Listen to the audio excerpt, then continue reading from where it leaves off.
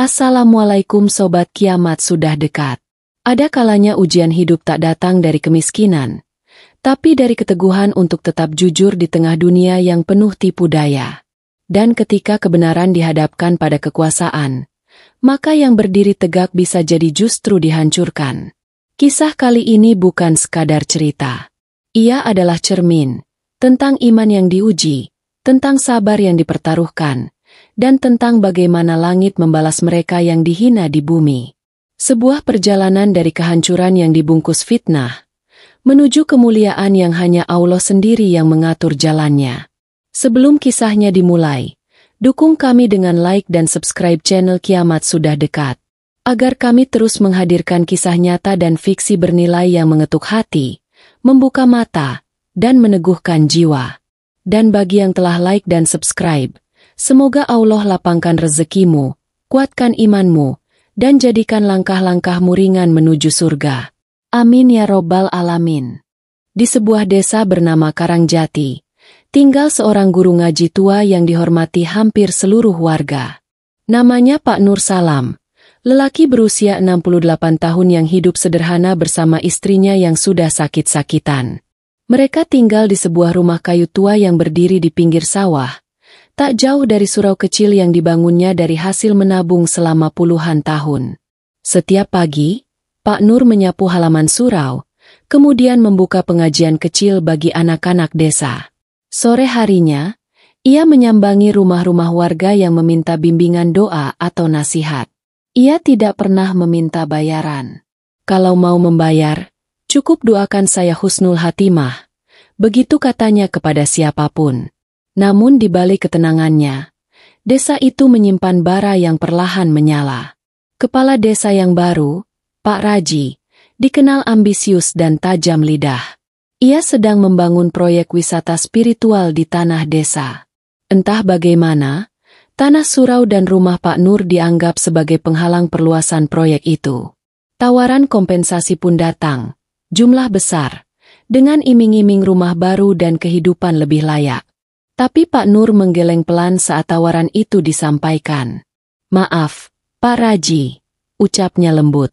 "Surau ini dibangun dengan air mata dan doa. Tanahnya saya wakafkan untuk ilmu. Tak bisa saya jual demi dunia." Pak Raji tersenyum tipis, namun mata dan nadanya mengeras. "Pak Nur, jangan keras kepala. Nanti bisa repot." Pak Nur hanya menjawab dengan diam. Ia yakin, rezeki dan kehormatan tak datang dari manusia, melainkan dari Allah yang Maha Menjaga. Desa Karangjati pun mulai berubah. Isu-isu ganjil mulai beredar. Anak-anak yang sakit tanpa sebab, hewan ternak yang tiba-tiba mati, dan suara aneh di malam hari. Anehnya, semua tudingan mengarah ke satu rumah, rumah Pak Nur. Ada yang lihat Pak Nur membaca doa aneh malam-malam, kata seseorang di warung kopi. Katanya, istrinya sakit bukan karena usia, tapi akibat ritual, timpal yang lain. Fitnah perlahan menjadi keyakinan. Apalagi setelah Pak Raji memanfaatkan kekuasaannya dengan halus. Ia menyebar cerita bahwa Pak Nur dulunya adalah dukun yang bertaubat setengah hati. Hari demi hari, warga mulai menjauh. Anak-anak yang dulu belajar mengaji tak datang lagi. Surau sepi, hanya suara angin dan gemerisik daun yang menemani. Istri Pak Nur, Bu Siti, bertanya pelan suatu malam, "Apakah kita diuji, Mas?" Pak Nur tersenyum, meski hatinya terguncang. Ujian ini datang dari Allah, bukan dari manusia. Selama kita tak berdusta, Dia pasti akan membela. Namun, angin fitnah kadang lebih panas dari api. Dan malam itu, langit Karangjati memang tampak berbeda. Bulan mengintip malu-malu, sementara dari kejauhan, langkah kaki dan suara gaduh mulai terdengar mendekat ke rumah kayu tua itu. Malam itu sunyi, tapi bukan karena damai. Sunyi yang mencekam, seperti bumi menahan napasnya karena tahu bahwa kezaliman akan segera mengetuk pintunya. Pak Nur baru saja selesai menutup mushaf. Ia memandangi wajah istrinya yang mulai lelap. Suara jangkrik bersahutan di luar, namun tiba-tiba terpotong oleh langkah kaki berderap. Dari jendela, cahaya obor terlihat berkedip-kedip, seperti barisan kemarahan yang tengah mengarak murka. "Pak Nur, keluarlah!" Suara keras mengguncang keheningan. Pak Nur membuka pintu perlahan. Di hadapannya berdiri puluhan warga, sebagian membawa pentung kayu, sebagian lainnya memegang batu dan obor. Di barisan paling depan, berdiri Pak Raji dengan sorban putih yang kontras dengan tatapan gelap matanya. "Kami tak mau ada dukun tinggal di desa ini," seru seorang pemuda, yang dulu pernah belajar mengaji dari Pak Nur saat kecil. Pak Nur menatap mereka satu persatu. "Saya bukan dukun. Saya hanya mengajar Quran. Apa salahnya jika saya menolak menjual tanah wakaf?" "Berhenti berpura-pura," teriak seorang ibu. "Anakku demam 3 hari 3 malam. Kami tahu itu ulahmu. Ternakku mati tiba-tiba. Pohon pisang tetanggaku berdarah." Fitnah berubah menjadi keyakinan, dan keyakinan yang salah menjadi senjata. Pak Nur hendak menjawab, tapi sebuah batu menghantam dekat kakinya. Disusul lemparan lain yang mengenai dinding rumah. Warga yang dulu menyapanya dengan salam kini berubah jadi gerombolan yang membabi buta. Tiba-tiba, sebuah obor dilempar ke atap rumah. Jerami kering di atas langsung menyala, membentuk api kecil yang cepat membesar. "Allahu Akbar!" teriak Bu Siti dari dalam rumah. Pak Nur berlari masuk, menggandeng istrinya. Tapi asap mulai mengepul tebal, mengaburkan pandangan. Panas menjalar. Api menjilat-jilat kayu tua, seperti amarah yang tak bisa ditahan. Di luar, warga hanya menonton. Beberapa ada yang mulai ragu, tapi takut bersuara.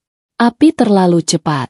Rumah itu kini dikelilingi bara, seolah surga kecil itu sedang dihancurkan dengan tangan mereka sendiri. Pak Nur keluar sambil menggendong Bu Siti yang setengah pingsan. Nafasnya tersengal, matanya merah terkena asap. Tapi di wajahnya tak ada dendam. Hanya pasrah. Di depan reruntuhan rumah yang kini tinggal arang, ia berlutut. "Ya Allah, jika ini ujian MU, jangan engkau cabut keyakinanku. Jadikan ini penghapus dosa kami.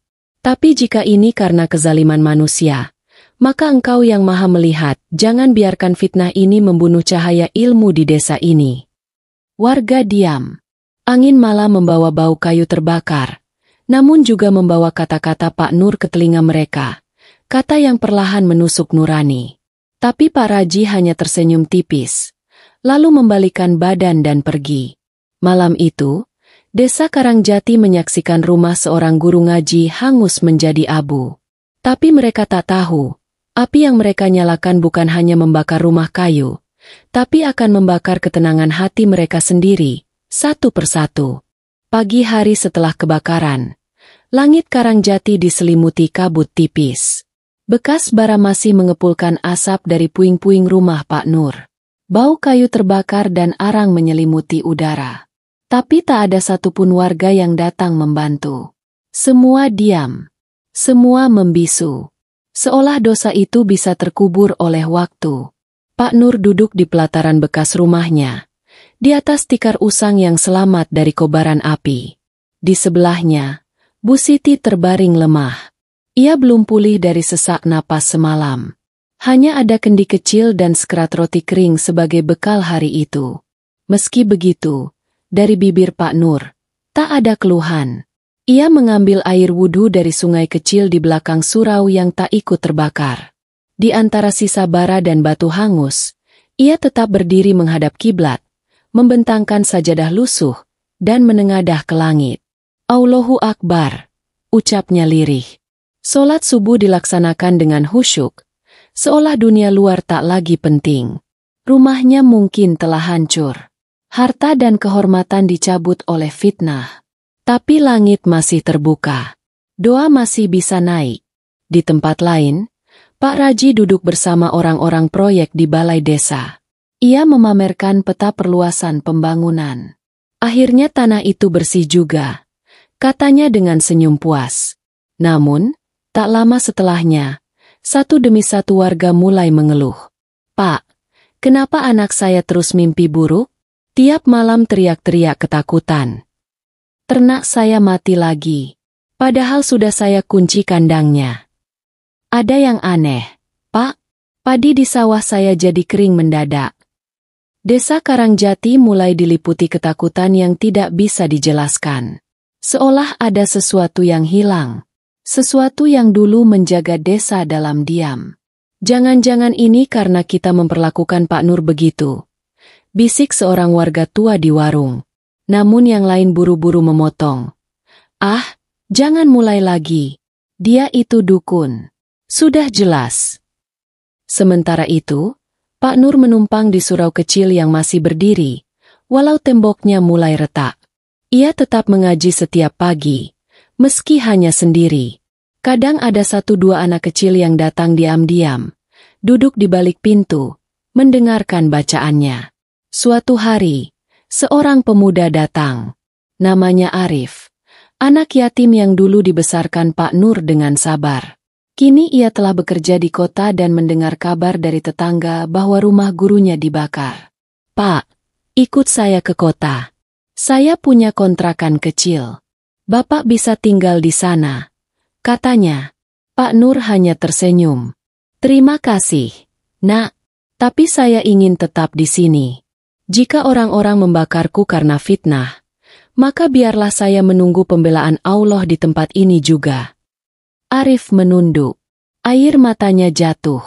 Ia tahu, yang berdiri di hadapannya bukan hanya seorang guru ngaji tua, tapi penjaga cahaya yang telah mereka biarkan dipadamkan. Malam pun turun lagi.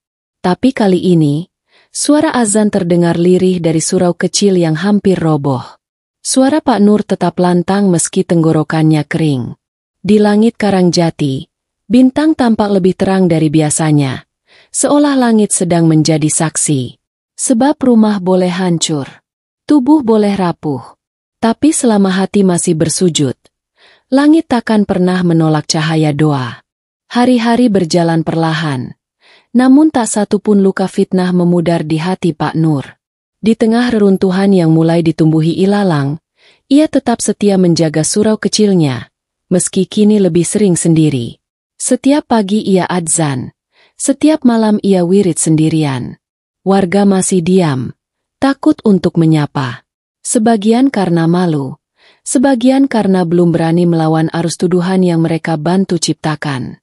Tapi Allah tidak diam. Suatu sore, terdengar keributan di rumah Pak Raji. Anak sematawayangnya, Rista, ditemukan pingsan dengan tubuh menggigil, berteriak-teriak ketakutan, menyebut nama Pak Nur berulang-ulang. Matanya kosong, dan ia menolak makan maupun bicara. Pak Raji panik. Ia memanggil dukun dari luar desa, bahkan membawa Rista ke rumah sakit besar di kota. Tapi tak ada perubahan. Hingga satu malam, ia didatangi mimpi ganjil. Dalam mimpinya, ada kobaran api di sekeliling rumahnya, dan di tengah api itu berdiri Pak Nur, tapi wajahnya bersinar terang, sementara semua orang di sekitarnya menangis dan menjerit. Ketika bangun, tubuh Pak Raji basah oleh keringat. Untuk pertama kalinya dalam hidupnya, ia merasa takut, bukan karena orang lain, tapi karena perbuatannya sendiri. Ia duduk di beranda rumah, memandangi desa yang perlahan berubah. Beberapa warga yang dulu lantang menuduh Pak Nur kini mulai diganggu ketenangan hidupnya. Hasil panen gagal, keluarga bertengkar, dan beberapa dari mereka datang diam-diam ke surau untuk beristighfar. Di sisi lain, Arif, pemuda yang dulu menawari Pak Nur tinggal di kota, mulai sering datang membawa kebutuhan pokok, bahkan membenahi surau kecil yang nyaris roboh. Beberapa warga pelan-pelan mulai ikut membantunya. Tanpa berkata-kata, mereka menyapu halaman, mengecat dinding surau, bahkan membuat dapur kecil di sampingnya. Tapi Pak Nur tetap tidak berubah. Wajahnya tetap lembut. Tutur katanya tak pernah keras. Ia hanya berkata, "Bila kalian datang bukan untuk saya, tapi karena ingin kembali kepada Allah, maka surau ini selalu terbuka." Pada suatu Jumat, Pak Raji akhirnya berdiri di pelataran surau. Wajahnya pucat, sorbannya lepas, dan lututnya bergetar. Ia menunduk di hadapan Pak Nur, di hadapan warga yang mulai berkumpul. "Pak Nur, saya mohon ampun. Dulu saya ingin membeli tanah surau demi proyek. Saya yang menyebar fitnah tentang santet dan dukun." Warga terdiam. Angin sore terasa berat. Semua mata tertuju pada sosok tua yang dulu mereka hakimi. Pak Nur memejamkan mata sejenak, lalu menggeleng pelan. "Saya bukan hakim, bukan pula pembalas. Kalau benar Bapak sungguh ingin bertobat, maka bertobatlah kepada Allah. Dia yang Maha Pengampun." Pak Raji menangis. Tangis seorang lelaki yang selama ini sembunyi di balik kekuasaan. Dan pada hari itu, di surau kecil yang dulu hampir roboh, suara azan kembali terdengar lantang. Anak-anak datang lagi. Warga mulai berani duduk mengaji. Cahaya yang dulu mereka padamkan perlahan kembali menyala. Bukan karena teriakan, melainkan karena kebenaran memang tidak pernah butuh teriakan. Ia hanya butuh kesabaran. Dan waktu. Beberapa bulan telah berlalu sejak kebenaran perlahan terungkap. Desa Karangjati mulai menata ulang nurani mereka. Warga yang dulu membakar rumah Pak Nur kini membantu membangun kembali tempat tinggal beliau. Meski Pak Nur berkali-kali menolak diberi rumah mewah atau tanah pengganti. "Saya tak butuh istana di dunia, Nak. Cukup surau ini berdiri tegak. Biarlah rumah saya sederhana, asal hati saya tetap di sisi Allah," jawabnya kepada Arif yang ingin membangunkan rumah permanen untuknya. Namun tubuh Pak Nur semakin renta. Ia kerap batuk di malam hari, napasnya pendek, dan langkahnya mulai goyah. Bu Siti juga hanya bisa terbaring. Matanya sesekali menangis saat melihat suaminya bersujud dalam sakit. Hingga suatu hari, setelah sholat subuh berjamaah, hari pertama surau itu kembali penuh sejak fitnah melanda. Pak Nur duduk bersila di pojok mimbar, menghadap jamaah. "Saya ingin menyampaikan sesuatu," ucapnya lembut. Warga terdiam, menanti. Tanah ini, tanah surau dan sebidang kecil di belakangnya, telah saya niatkan sepenuhnya untuk wakaf. Bukan atas nama saya, bukan untuk keluarga saya, tapi untuk siapapun yang ingin mendekat kepada Allah. Jika saya tiada, jangan biarkan tempat ini jadi ladang dunia. Biarlah ia tetap menjadi ladang akhirat. Seketika suasana berubah hening. Tak ada yang bersuara. Hanya terdengar embusan angin dan suara dedaunan yang bergesek lembut. Keesokan harinya, Pak Nur tak terlihat keluar. Arif datang dan mendapati pintu surau terkunci dari dalam. Ia mengintip melalui jendela, dan di dalam, Pak Nur bersujud di atas sajadah, tak lagi bergerak. Wajahnya tenang. Senyum tipis terukir di bibirnya. Bu Siti memeluk Al-Quran di sisinya.